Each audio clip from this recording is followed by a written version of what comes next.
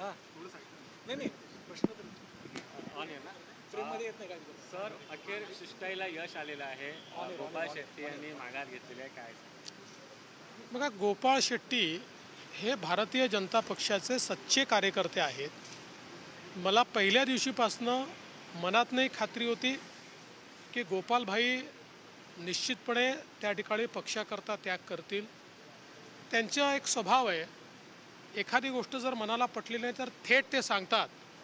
एक प्रकारे त्यांनी फॉर्म भरून पक्षाला थेट सांगितलं की बाबा तुम्ही असा एकतर्फी विचार करू नका, तुम्ही दरवेळेस नेत्यांचा विचार या ठिकाणी करू नका, अशा प्रकारचा संदेश देण्याचा त्यांनी प्रयत्न केला.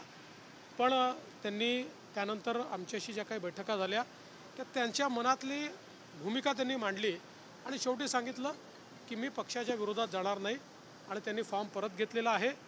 गोपाळ शेट्टींसारख्या कार्यकर्त्याचा मला अभिमान आहे. सर, बऱ्याच ठिकाणी यश मिळालं, मात्र आपण जर बघितलं असेल तर माहीमची लढत आहे.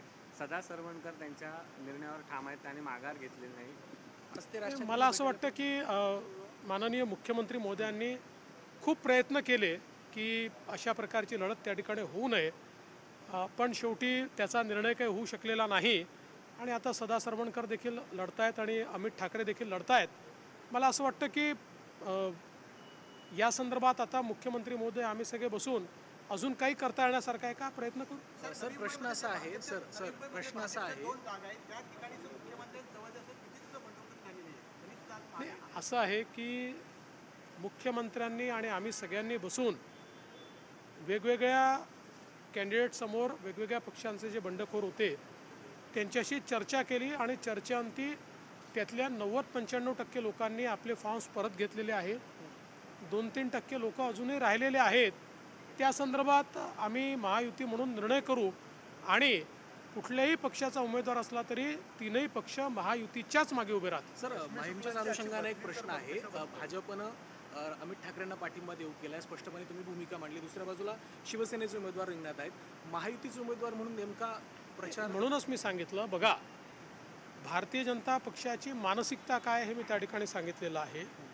तथापि आम्ही महायुतीमध्ये काम करतो, त्यामुळे महायुती म्हणून आम्हाला आमची भूमिका घ्यावी लागेल.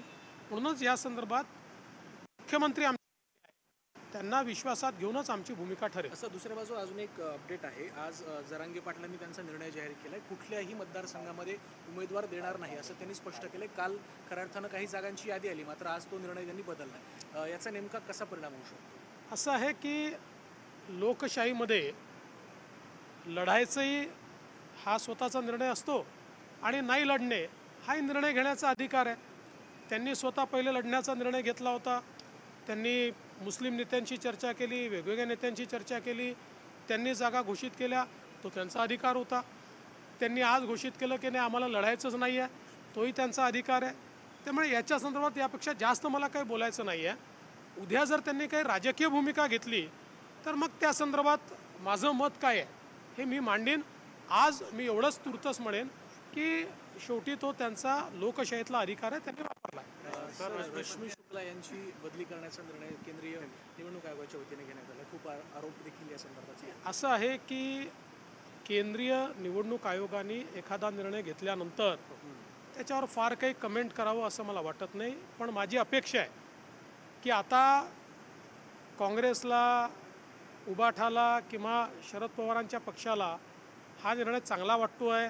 त्यांच्यातल्या काहींनी याचं स्वागत देखील केलं. एकीकडे हरियाणामध्ये Bharatiya Janata party जिंकल्याबरोबर election commission कसं चुकीचं आहे हे सांगतात. हा निर्णय झाल्याबरोबर इलेक्शन कमिशन चांगला आहे म्हणतात.